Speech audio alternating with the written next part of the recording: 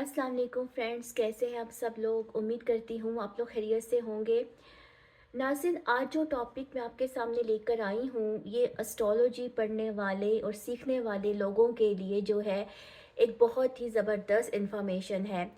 जैसे कि एस्ट्रोलॉजी पढ़ने वाले लोग जो है इस बात को जानते हैं कि जो कार्मा की थ्योरी है वो हमारे वैदिक एस्ट्रोलॉजी की बैकबोन है। और हम किस तरह से उन थ्योरीज के बारे में जान सकते हैं, उनके बारे में जो है वो रिसर्च कर सकते हैं। इसका एक बहुत बड़ा जो सोर्स है वो ड्विनल चार्ट्स हैं। एक बात है कि हमारे यहाँ जो कि ड्विनल चार्ट्स के ऊपर उस तरह से काम नहीं हुआ और बहुत कम लोग जो हैं वो ड्विनल चार्ट्स के ऊपर जो है वो जाते हैं, उनके ऊपर स्टडी करते हैं। लेकिन आज मैं आपके सामने जो है वो एक चार्ट की स्टडी लेकर आई हूँ जिसको कि D45 चार्ट कहते हैं। अक्षावेदांशा चार्ट जो है वो इसको कहा जाता है। अब ये जो D45 चार्ट है बेसिकली ये है क्या। नाज़रीन, हम क्या कार्मा, ठीक है, यानी हमारा जो फैमिली लाइनेज है, ख़ास तौर पे जो हमारे पेरेंट्स की तरफ से है और हमारे फॉर फादर्स के साथ कनेक्टेड है, उसकी तरफ से हम क्या इश्यूज जो है वो इस दुनिया में लेकर आते हैं, ये हमें D45 चार्ट बताता है। D45 चार्ट जो है वो एक साइन के 45 हिस्से होते हैं, ठीक है। और ये जो चार्ट है ना, D45 चार्ट है, D40 है, D60 है, मैं इन चार्ट्स को कहती हूँ मिन्यूट चार्ट्स, क्योंकि ये इतने बारीक चार्ट्स हैं कि आप जो हैं अगर इसकी डेप्थ में जाएं तो बहुत सारी चीज़ों को जो है वो एक्सप्लोर कर सकते हैं। नाज़रीन, D45 चार्ट जो है इसके जो है कारक जो ग्रह हैं, यानी कि इसको जानने के लिए और समझने के लिए जिन प्लैनेट्स को फोकस किया जाता है वो प्लैनेट जुपिटर है और प्लैनेट सन है। और इसके लिए जो कार्य हाउस है वो 9th हाउस है। यानी कि सबसे पहले तो आपने D1 चार्ट में 9th हाउस को देखना है और D45 चार्ट में 9th हाउस के रूलर को देखना है कि 9th हाउस का जो रूलर है वो किन प्लैनेट्स के साथ कंजक्टेड है, ठीक है, या कहाँ पर मौजूद है और उसके ऊपर किन प्लैनेट्स का जो है वो एस्पेक्ट पड़ा है। बेसिकली जो D45 चार्ट है वो किस लिए स्टडी किया जाता है। नाज़रीन, एक तो इसे मॉरल करैक्टर उजागर होता है, ठीक है, ख़ास तौर पे वो मॉरल करैक्टर जो हम अपने फॉर फादर से लेकर इस दुनिया में आते हैं।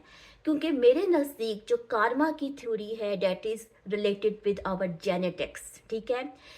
मेरी इंफॉर्मेशन के मुताबिक D45 चार्ट में 7 नस्लों का जो है वो 7 नस्लों के साथ जो है ये चार्ट कनेक्टेड है और उनकी जानकारी भी जो है वो ये हमें दे सकता है। इस चार्ट के थ्रू जो है कि हम अपने एंसेस्टर्स से या हमारी जो फैमिली लाइनेज है वो क्या है, ठीक है, और हमारे सब कॉन्शियस अनकॉन्शियस की जो एनर्जी है उसके साथ भी इस चार्ट का ताल्लुक है। इस चार्ट में राहु केतु जैसे जो ग्रह हैं, ठीक है, राहु केतु जैसे जो ग्रह हैं वो इकट्ठे हो जाते हैं, यानी वो एक जगह पर ही आकर बैठते हैं। और ये बात बहुत ज़्यादा मैटर करती है कि क्या उनका जो कॉम्बिनेशन है राहु केतु का, क्या वो फायरी हाउसेस के साथ, फायरी साइंस के साथ तो नहीं बन रहा। तीन इसमें मेन हाउसेस 1, 5 और 9 है, ठीक है, और जो मेन प्लैनेट्स हैं वो जुपिटर है और सन है, ठीक है।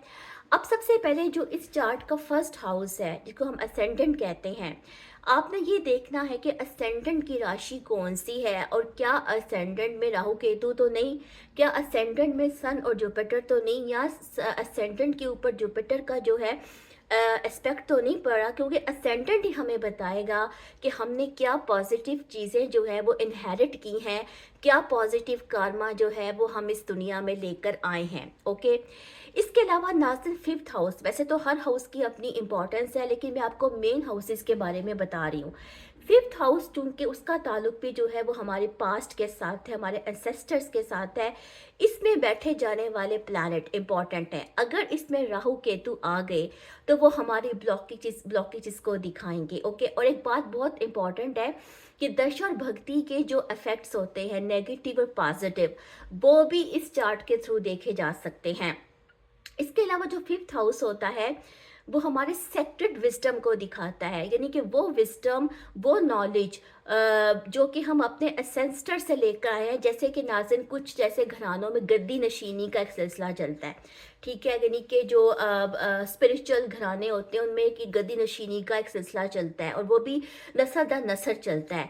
तो वो जो चीज़ है, ठीक है, वो 5th हाउस से भी देखी जा सकती है। इसके अलावा 7th हाउस भी इम्पोर्टेंट है, क्योंकि 7th हाउस में जो क्योंकि इसको मारक एनर्जी के साथ कनेक्ट किया जाता है, तो 7th हाउस में जो प्लैनेट्स बैठेंगे वो भी हमें जो है कार्मिक फैक्टर के बारे में बताएंगे। और नाइन्थ हाउस चूंकि मेन कारक हाउस है, ठीक है, और नाइन्थ हाउस के थ्रू ही हम देखेंगे कि हमारी लाइफ में जो है वो क्या ब्लेसिंग्स हैं या क्या कर्सेस हैं, ये हमें नाइन्थ हाउस बताएगा। ओके, तो नाज़रीन ये मेरा एक छोटी सी इन्फॉर्मेशन थी जो मैंने आपको D45 चार्ट के हवाले से दी। और एक और इम्पॉर्टेंट चीज़ मैं इसमें आपको बताना चाहती हूँ कि इसमें जो फायरी साइंस हैं उनकी बहुत इंपॉर्टेंस है, ठीक है? फायरी साइंस की बहुत इंपॉर्टेंस है। इस चार्ट की जो बिगनिंग है वो भी फायर साइन के साथ स्टार्ट होती है और इसकी जो एंडिंग है वो भी फायर साइन के ऊपर ख़त्म होती है, यानी एरीज से स्टार्ट होती है और सेजिटेरियस के ऊपर आके जो है कि ख़त्म होती है। उम्मीद करती हूँ कि आपने मेरी इस वीडियो से कुछ ना कुछ सीखा होगा। इंशाल्लाह किसी और टॉपिक के साथ आते हो, तब तक के लिए अल्लाह हाफ़िज़।